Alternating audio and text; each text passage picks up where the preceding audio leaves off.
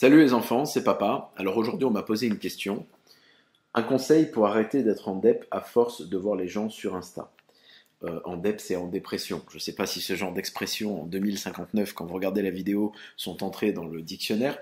C'est tout à fait possible, mais voilà ce que ça veut dire. Alors, c'est intéressant parce que ce genre de question manifeste un symptôme profond de la plupart des gens aujourd'hui, c'est que tu juges ton moteur à la carrosserie des autres. C'est un truc qui me dépasse. On m'a souvent dit, mais on a l'impression que t'en as rien à foutre sur les réseaux sociaux, ça peut t'arriver d'être très sérieux, parfois tu mets des vidéos, tu déconnes, etc. Beaucoup d'ailleurs, parce que j'aime bien rire, je pense que c'est cool. Et les gens sont surpris de ça. Ils disent, tu te prends pas au sérieux. Mais il y a une raison à ça, en fait. Hein. C'est parce que je ne juge pas mon moteur à la carrosserie des autres.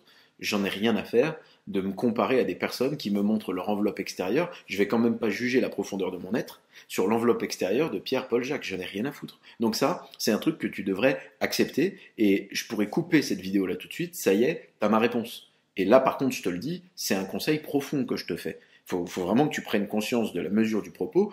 Tu es en train d'oublier que Instagram, Facebook sont, donc la petite note pour mes enfants, des réseaux sociaux qu'on utilise à l'heure actuelle. Peut-être que dans 20 ans, je l'espère d'ailleurs, pour des raisons de monopole, on utilisera autre chose. Mais aujourd'hui, c'est ce qu'on fait. Tu oublies que tu es dans un réseau social qui est fait à la base, Instagram a été créé pour ça, pour que tu partages des photos de toi qui sont les mieux possibles avec des filtres dans tous les sens. C'est pas la peine de se raconter des bêtises.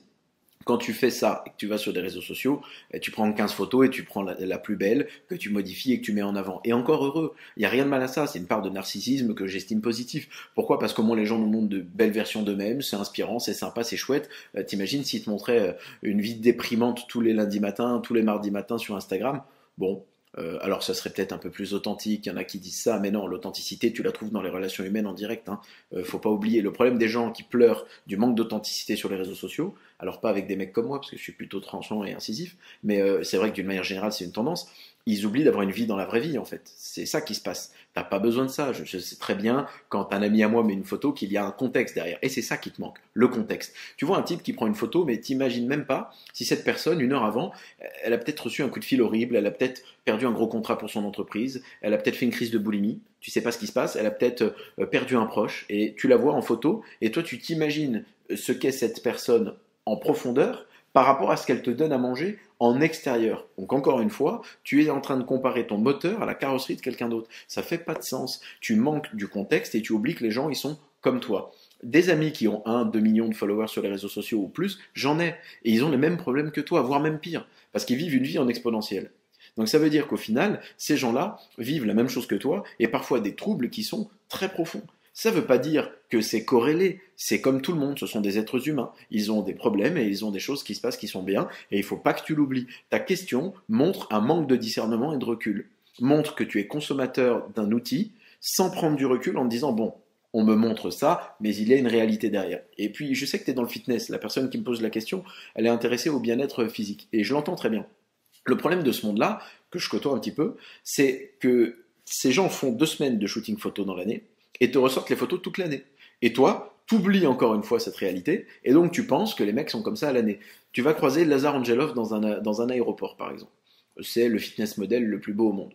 Irréfutable. C'est un mec corps parfait, équilibre des abdos, ligne, enfin c'est comme ça, il y a une part de génétique, et il fait un travail extraordinaire sur lui. Je pense d'ailleurs qu'il a un petit coup de pouce au-delà de la nature, mais ça c'est son problème. Soit dit en passant, ce petit coup de pouce dont je viens de parler et tout le reste, n'est pas sain. Hein. Avoir 2% de masse grasse sur le corps toute l'année, c'est tout sauf sain.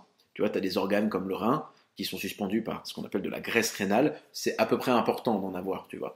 Donc il ne faut pas diaboliser ces choses-là et idéaliser justement cet idéal, qui n'en est pas un, qui est un idéal théoriquement esthétique, mais complètement malsain. C'est important ce que je dis là, c'est une digression, mais je sais que ta question, elle est là aussi. Ce mec-là, tu le croises dans un aéroport, il est gras comme un cochon. Mais je ne plaisante pas. Hein. J'ai déjà vu des photos de ce mec où il est moins dessiné que moi je le suis en ce moment, qui n'est pas du tout ma période extraordinaire le summer body classique dont on parle, et je l'assume tout à fait. Et pourquoi je dis ça? Parce que ce mec-là, forcément, bah, il y a des moments de vie dans lesquels il faut qu'il relâche un petit peu la pression, donc il met des vêtements super amples. D'ailleurs, tu le regardes pendant certaines périodes, il est toujours dans des pulls hyper larges, etc. Alors que le mec a quand même une marque de vêtements super près du corps, fitness, la totale, et puis on sait comment il aime se saper, parce que quand il est en forme, il met des trucs extrêmement près du corps, et ça s'entend tout à fait. Et c'est marrant, je le sais, je le comprends, et je le juge pas, mais moi je le sais. Je suis pas en train de le regarder la photo qu'il a pris en 2017 et qui me resserre en 2019, en train de me dire putain le mec est incroyable et moi je suis là comme un con en train de bouffer ma pizza. Mange là ta pizza, relax. Par contre, comprends en effet que ces mecs ont un rythme de vie et peut-être des actions quotidiennes qui sont un peu inspirantes et qui sont peut-être plus régulières que les tiennes, mais ne te fais pas illusionner par ce que les gens te montrent à l'extérieur. Au lieu de juger ton moteur à la carrosserie des autres, tu vas faire un truc très simple, tu vas juger ton moteur à ton moteur. Tu vas analyser chaque jour ce que tu es par rapport à ce que tu étais hier. Et si tu es une meilleure version de toi-même, alors c'est chouette. Si tu n'arrives pas à faire une journée sur l'autre d'efforts et que tu as l'impression soit d'avoir régressé, soit de ne pas avoir fait tout ce que tu pouvais pour t'améliorer, ne t'auto-flagelle pas, tu es un être humain, tu as le droit à l'erreur, et le lendemain, essaye d'améliorer ça. Et au lieu de vouloir tout changer du jour au lendemain, de façon incrémentale, pas à pas, essaie de mettre en place des petites actions qui te rendent fier de toi, et arrête de te comparer à tout le monde. Si moi je faisais ça, on fait comment? T'imagines? Donc tous les mecs qui ont des cheveux sur la planète, je suis dégoûté. Je fais 1m70. Donc tous les mecs qui font plus d'1m70, je suis dégoûté. Non, je suis moi. Et tu n'as pas idée du nombre de personnes qui rêveraient être toi. Et je te parle à toi. Tu m'as posé cette question. Et ce que tu oublies, c'est que là où toi, tu vois des défauts, parfois les gens voient des qualités. Et il y a des personnes qui rêveraient être comme toi, quand toi, tu rêves être comme eux. Et ça, c'est un syndrome qu'on a dans la vie.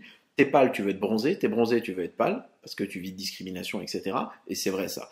T'es assez en embonpoint, tu veux être plus mince. T'es plus mince, tu veux prendre des kilos. Enfin bref, on est des éternels insatisfaits. Et si tu rajoutes à ça la comparaison de ton moteur à la carrosserie des autres, clairement, t'as la recette pour être dans la merde et malheureusement tout le temps triste. Parce que être triste, c'est vivre dans le passé, viser la perfection et vouloir changer les gens.